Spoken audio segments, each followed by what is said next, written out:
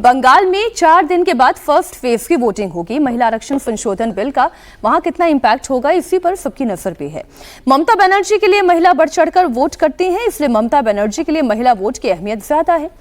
मोदी को भी बंगाल में ममता का किला ढहाने के लिए महिला वोट की सख्त जरूरत है। ऐसे में संसद में जो कुछ भी 2 दिन के अंदर हुआ, उसका पहला टेस्ट तो पश्चिम बंगाल में ही होगा। 2021 के बंगाल चुनाव में करीब 50% महिलाओं ने ममता बनर्जी को सपोर्ट दिया था। बीजेपी को 36% महिलाओं ने वोट दिए थे, यानी कि ममता यहां करीब 14% से बीजेपी से आगे थी। लेकिन इस बार क्या होता है, यह देखने वाली बात होगी। टीएमसी का स्टैंड हम पहले से जानते हैं कि इस बिल को लेकर क्या था, लेकिन 2023 में तो टीएमसी भी इस बिल के समर्थन में रह चुकी है। तो कौन अपना नैरेटिव प्रोफेसर संगीत रागी जी ज्यादा ताकत के साथ इंपोज कर पाएगा, जनता के बीच में ले जा पाएगा, ममता बनर्जी या बीजेपी? देखिए, सबको अपनी बात रखने की स्वतंत्रता है, बट मैं नहीं मानता कि ये सामूहिक असफलता है। ये बिल्कुल सामूहिक असफलता नहीं है। कल भारत की संसद ने लोकतंत्र को कलंकित किया है, और भारतीय लोकतंत्र को कलंकित करने में विपक्ष ने कलंकित किया है।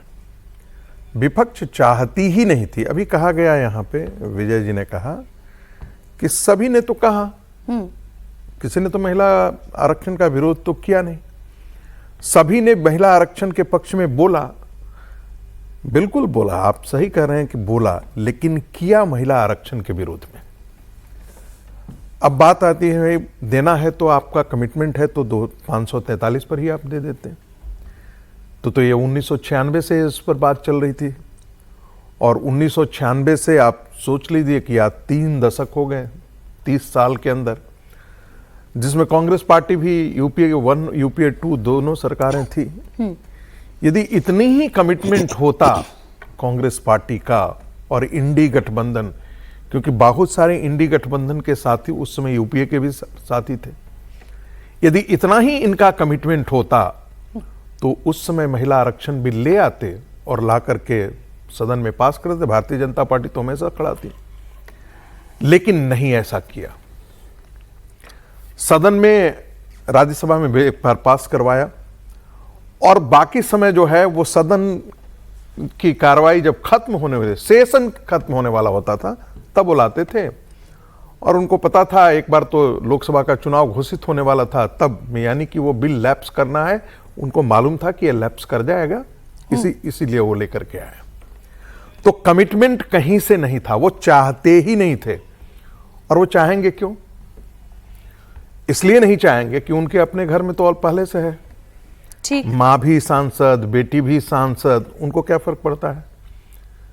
अगर लखनऊ में अब चले जाइए, अखिलेश यादव भी सांसद, उनकी पत्नी भी सांसद, उनके 15 रिश्तेदार कहीं न कहीं, उनका तो जैसे लगता है कि यादव समाज के सबसे बड़े उन्हीं का खानदान हो, पूरा करोड़ों में से करोड़ों, मतलब 50 लाख 70 लाख उन्हीं का घर की जनसंख्या हो, इसलिए तो उतना उनका रिप्रेजेंटेशन है पार्टी के साथ, लोकसभा, विधानसभा, सभी जगह लेकर के।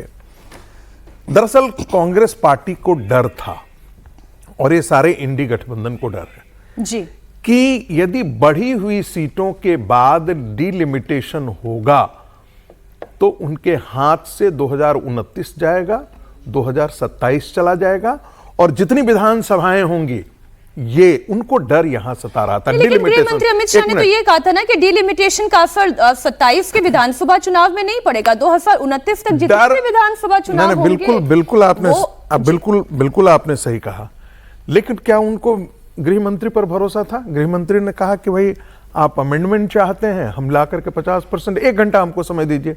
1 घंटा समय भी देने की जरूरत नहीं थी।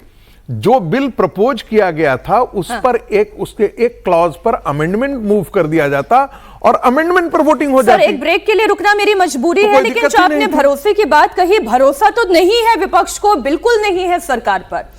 और इसलिए अखिलेश यादव ने लोकसभा में यह कहा कि आप महिला प्रधानमंत्री भी क्यों ना बना दें, तब भी हम आप पर भरोसा नहीं करेंगे। ये बात अखिलेश यादव ने कही थी।